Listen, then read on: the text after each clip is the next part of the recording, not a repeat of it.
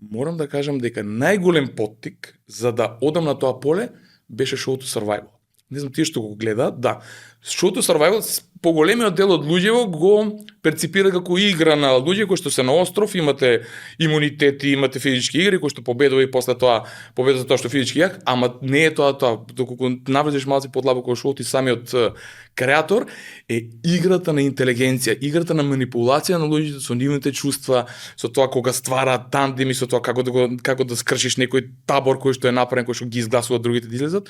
И тоа до ден денеска јас сум фасциниран од тоа како тоа шоу го вади и најдоброто, ама и најлошото од тебе. Некои луѓе дури успеваат да се задржат на својот карактер, ама тоа знаеш како, таму си на глад, врне дожд, не си добро наспан, имаш повреди, сам си ти недостига фамилијата и у едно такво обкружување ти да го задржиш својот карактер.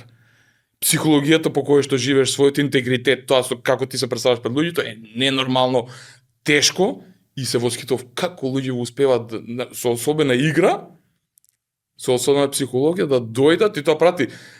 Не знам дали го следиш, ама ако видиш, секој пат победува не тој што е физички најак, туку тој што е психолошки најак.